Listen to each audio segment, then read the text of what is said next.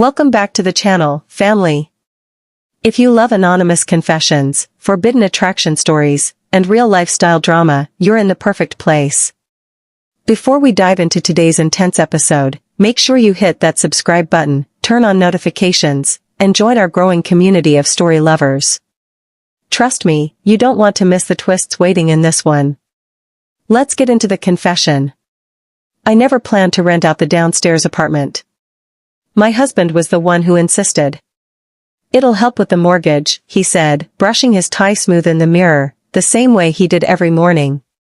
He traveled often, and maybe that's why he pushed the idea, someone being around would make the house feel less empty. When he showed up, standing awkwardly on the doorstep with a backpack slung over one shoulder, I thought nothing of it. Just another tenant. Just another temporary presence. He introduced himself with a quiet smile, eyes down, respectful, almost too polite. Something about him made me feel safe, maybe even maternal at first. He looked like someone who had been through too much too early.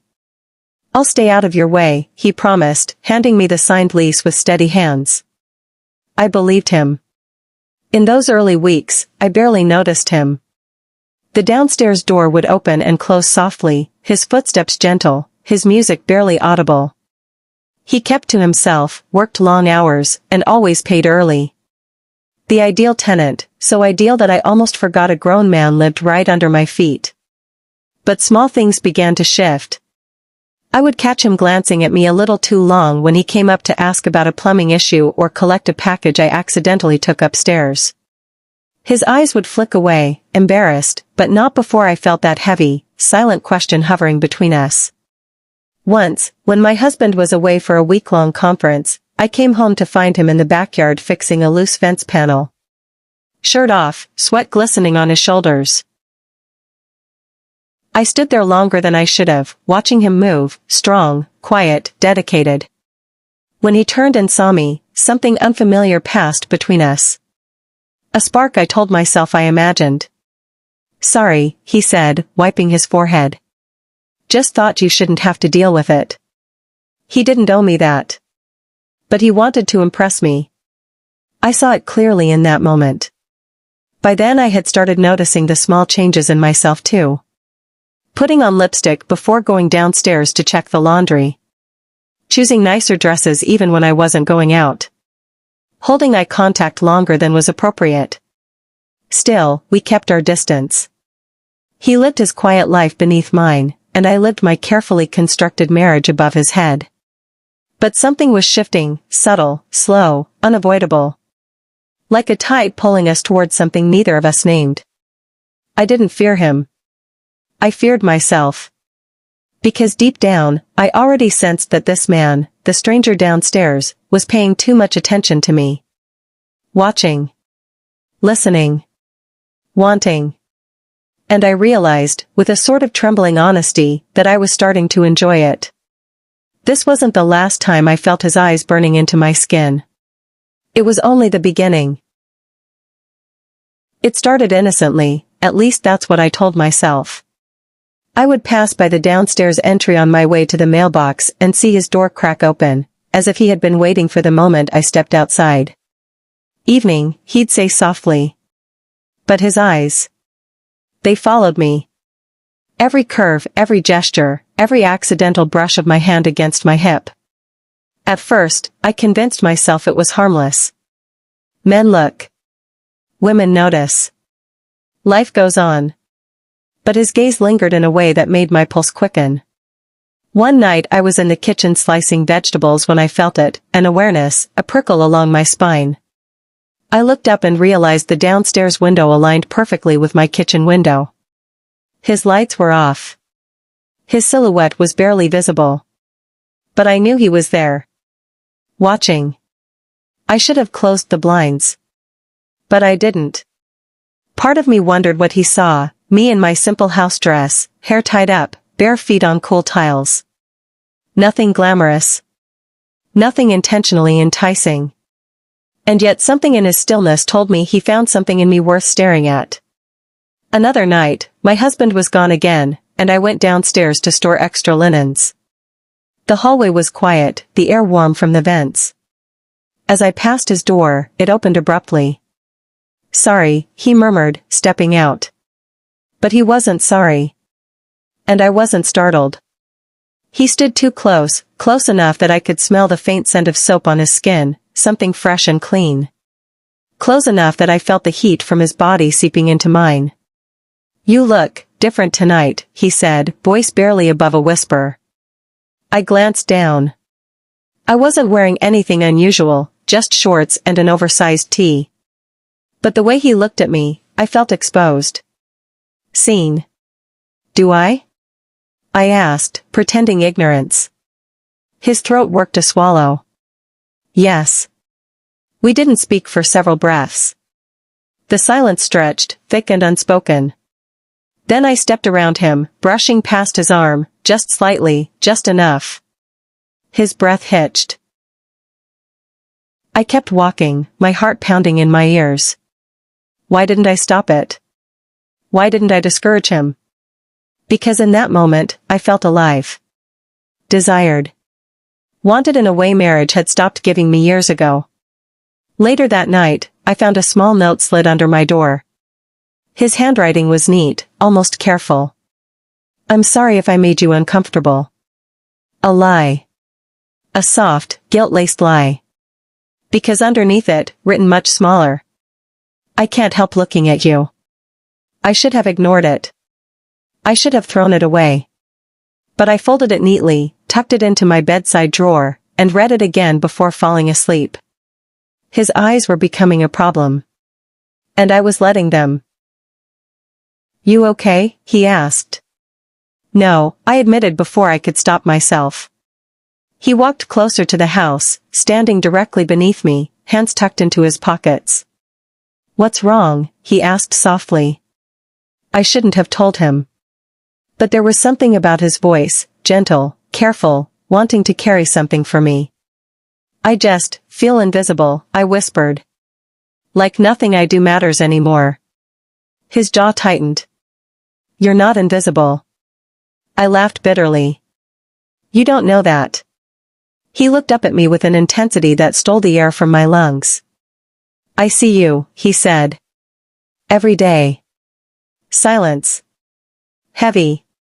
Unavoidable. "Come down," he said suddenly. I stared at him, stunned. He took a step back, giving me space, not pushing. "Please." I should have said no. I should have turned around and shut the sliding door. But instead, I walked downstairs with my heart pounding so loud it felt like it filled the whole house. When I reached him, we stood just a breath apart. "I shouldn't be here," I whispered. "Then tell me to leave," he said. "One word, and I'll walk away." He meant it. That's what made it harder. I opened my mouth. Nothing came out. He stepped closer, not touching me, not daring, just giving me the chance to decide. I could feel the warmth of his body. The pull. The fear. The desire. "I can't do this," I said weakly. "Then I'll go," he whispered, turning slightly. That's when I grabbed his arm. I don't know why. Reflex, need, desperation, maybe all of them. He turned back, eyes darkening, breath catching. "Don't go," I whispered. He exhaled sharply, like he had been holding his breath for months. And then, finally, inevitably, I let myself go. Nothing happened beyond a moment of surrender, a moment where I allowed him to hold me, where I leaned into the warmth of someone who saw me, wanted me, craved me. Clinging to every contour of his chest. I swallowed hard. He noticed. I pretended to busy myself with the dryer. He stood behind me, silent, close enough that I felt the warmth of his breath against the back of my neck. "Do you know what you do to me?" he asked quietly. The words hit me like lightning. I should have shut it down. I should have stepped away. Instead, I gripped the edge of the dryer and whispered, "Don't." But I didn't mean stop. I meant don't say it out loud. He took that as permission. His hand hovered near my waist, not touching, just waiting. I closed my eyes. I didn't move. The dryer hummed softly, the storm raged outside, and I let myself stand there in the charged silence, trembling with an excitement I had no right to feel. Things were changing. And I was letting them change. It happened because I was lonely. That's the truth I avoid saying out loud. Loneliness has a way of opening doors you thought were locked. My husband had left earlier that morning, another trip, another vague explanation, another kiss on the cheek that felt more like obligation than affection. I watched his car pull away and realized I didn't feel sad anymore. Just numb. By evening, the house felt like a shell, quiet, empty, restless. I poured a glass of wine. Then another. Then walked out to the balcony to breathe in the cool night air. That's when I saw him. Leaning against the backyard fence, shirt off, listening to music through his earbuds. His skin glowed under the porch light, and his head tipped back like he was lost in some thought he couldn't shake. He didn't see me at first. I should have gone back inside. But I didn't. Instead, I stepped closer, letting the balcony light cast enough glow for him to notice. He looked up. Froze. Then slowly pulled out an earbud. There is a point where flirtation stops being harmless, where a line you swore you'd never cross suddenly becomes nothing more than a suggestion. I reached that point on a night when the rain fell in steady sheets against the windows, and the house felt too big, too quiet. My husband was out of town again, an extension of a work trip, something he barely informed me about. I remember standing in the bathroom, brushing my hair, looking at my reflection with a detached kind of curiosity. Who was I becoming? Why did the attention of another man feel like oxygen? Thunder shook the house. The downstairs lights flickered. A moment later, there was a knock. I knew it was him. When I opened the door, he stood there drenched, hoodie clinging to his shoulders, hair dripping into his eyes. "Power's out downstairs," he said, though the hesitation in his voice carried another meaning. "I wanted to see you." "Come in," I replied too quickly. He stepped inside, water pooling at his feet. I went to fetch a towel, and when I handed it to him, our fingers touched. He didn't pull away. Neither did I. He dried his hair slowly, watching me from under his lashes between movements. The towel hung uselessly around his neck, water still dripping from him. "You're shaking," I said, reaching instinctively toward his arm. He caught my wrist, not forcefully, but firmly enough to send a jolt through me. "I'm fine," he whispered. "Just cold." "No, not cold. Nervous. Wanting. You should get out of those wet clothes before you get sick," I murmured, instantly realizing the double meaning. His breath faltered. And for a split second, I let myself imagine it, him undressing right there in my foyer, water glistening over bare skin, that hunger in his eyes swallowing every inch of me. I stepped back abruptly, heart racing. "I mean, there's a dryer here. If you want." He nodded once, slowly. He peeled off his hoodie, revealing a tight undershirt soaked through. But that single moment changed everything. Because once you lean into a forbidden touch, you can't pretend you're the same person afterward. The morning after was quiet, too quiet. Not because anything scandalous had happened, but because something inside me had shifted. I didn't cross the line completely. I didn't betray my marriage in the physical way people imagine. But emotionally? Spiritually? In the hidden corners of my mind? I crossed every line there was. And he knew it.